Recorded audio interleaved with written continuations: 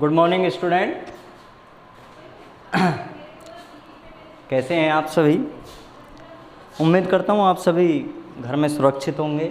तो देखो, पिछले क्लास में अपन ने सेल के स्ट्रक्चर और फंक्शन शुरू किया था, जिसमें मैंने आपको सेल की डेफिनेशंस के बारे में बता दिया था।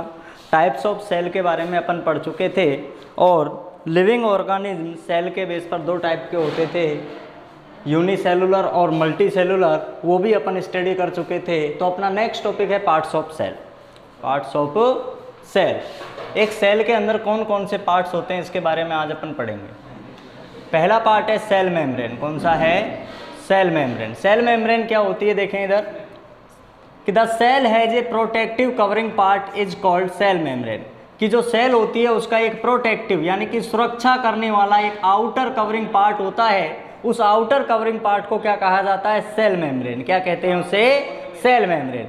It is made up lipid and protein. अब ये जो आपका सेल मेम्ब्रेन होता है ये किससे मिलकर बना होता है? तो सेल मेम्ब्रेन जो होता है वो लिपिड यानी कि वसा एंड प्रोटीन, और किससे बनता है? प्रोटीन से। किससे बनता है? प्रोटीन से।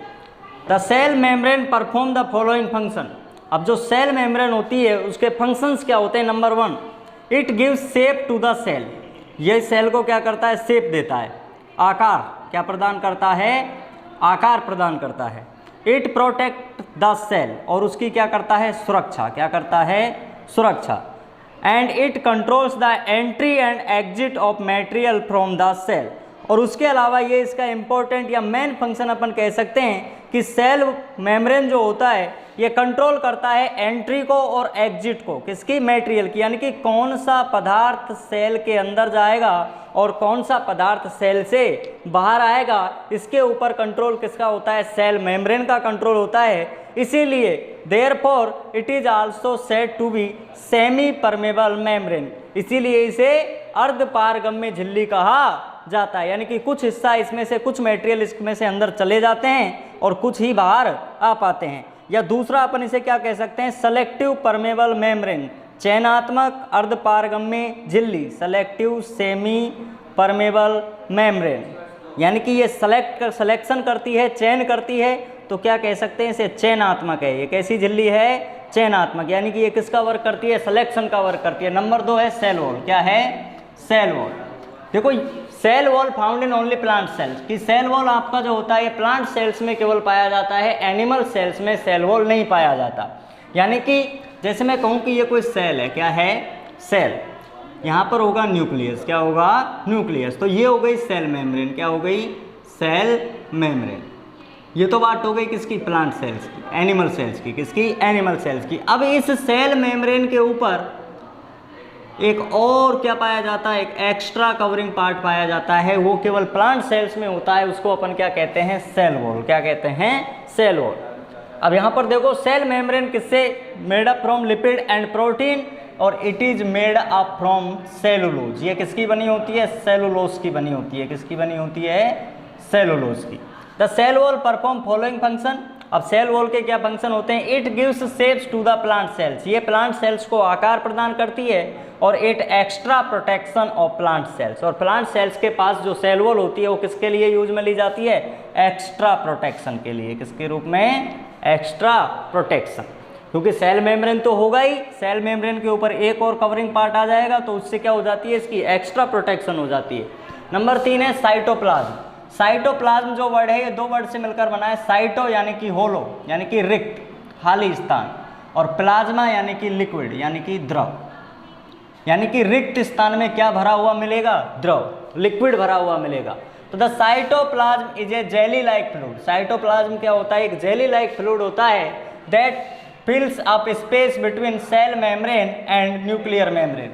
तो इधर देखें, यहाँ पर ये क्या थी? Cell membrane. क्या थी? Cell membrane. और ये क्या था? न्यूक्लियस। तो ये इसकी क्या हो गई? Nuclear membrane. तो इसके बीच में जो ये खाली स्थान है यहाँ पर एक जेली लाइक फ्लूइड भरा रहता है। और जस्ट जेली लाइक फ्लूइड जो होता है वो क्या कहलाता है? साइटोप्लाज्म। क्या कहलाता है?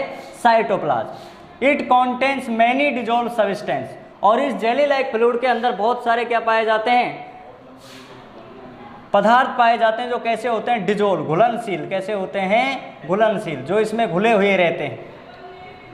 Many chemical reaction such as break down of food और synthesis of food take place in it. बहुत सारी जो रासायनिक अभिक्रियाएं होती हैं, केमिकल रिएक्शन होती हैं, वो कहाँ पर कंप्लीट होती हैं? साइटोप्लाज्म में कंप्लीट होती हैं, जिसमें से जैसे ब्रेक डाउन ऑफ फूड, खाने का टूटना, जब यानी कि खाना खाया जाता है तो जो डाइजेशन होता है उस डाइजेशन को क्या कहते हैं? Breaking down of food.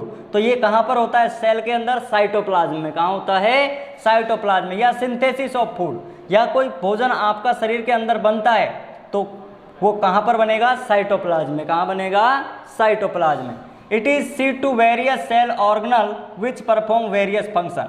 और ये सेल ऑर्गेनल के लिए क्या सीट उपलब्ध करवाता है, उन्हें स्थान देता है कि साइटोप्लाज्म में सेल ऑर्गन प्रेजेंट हो सकते हैं। अब कौन कौन से सेल ऑर्गेनल होते हैं जो किसमें पाए जाते हैं? साइटोप्लाज्म में पाए जाते हैं। The cell organelle include in the cytoplasm, कि साइटोप्लाज्म में कौन कौन से सेल ऑर्गेनल इंक्लूड होते हैं? Number 1 mitochondria. पहले नंबर पर क्या पढ़ेंगे अपन? माइटोकॉन्ड्रिया। ये एक सेल ऑर्गेनल होता है जिसे power house of the cell कहते हैं। क्या कहते हैं? Power house of the cell. ये अपन पढ़ेंगे नेक्स्ट वीडियो में क्यों कहते हैं इसे। नंबर 2 अपन पढ़ेंगे plastic. It found in only plant cell. Plastid जो आपके होते हैं वो केवल प्लांट सेल्स में प्रेजेंट होते हैं। नंबर 3 एंडोप्लाज्मिक रेटिकुलम, इसे शॉर्ट फॉर्म में ER कहा जाता है। क्या कहते हैं इसे? ER। नंबर 4 पर अपन पढ़ेंगे राइबोसोम, इसे कहते हैं factory of protein. Factory of protein. जितने भी प्रोटीन सिंथेसिस होते हैं बॉडी के अंदर वो किसके द्वारा किए जाते हैं? राइबोसोम के द्वारा, इसलिए इसे क्या कहा जाता है? Factory of protein. नंबर 5 पर अपन पढ़ेंगे लाइसोसोम, इसे कहते हैं suicidal bag. Suicidal bags of the cell. Number 6 पर अपन पढ़ेंगे वैक्यूल। क्या पढ़ेंगे? वैक्यूल। ये प्लांट सेल्स में होते हैं। किसमें होते हैं? प्लांट सेल में डेवलप होते हैं, और एनिमल सेल में ये लेस डेवलप होते हैं। 7 नंबर पर अपन पढ़ेंगे गोल्जी बॉडी। क्या पढ़ेंगे? Golgi body. और 8th नंबर पर पढ़ेंगे सेंट्रोसोम। देखो प्लास्टिड प्लांट सेल्स में प्रेजेंट होते हैं, और सेंट्रोसोम जो होते हैं ये केवल एनिमल सेल्स में होते हैं। किसमें होते हैं? एनिमल सेल्स में। तो इनके बारे में अपन नेक्स्ट वीडियो में पढ़ेंगे, जिसमें से एक दिन में अपन को 3 सेल ऑर्गेनल्स के बारे में और उनके वर्क यानी कि फंक्शंस के बारे में पढ़ना है। तो नेक्स्ट वीडियो में अपन पढ़ेंगे माइटोकॉन्ड्रिया, प्लास्टिक और एंडोप्लाज्मिक रेटिकुलम, और उसके बाद पढ़ेंगे राइबोसोम, लाइसोसोम और वैक्यूल, और लास्ट में पढ़ेंगे गोल्जी बॉडी और सेंट्रोसोम, और उसके बाद ये चैप्टर आपका समाप्त हो जाएगा। Thank you.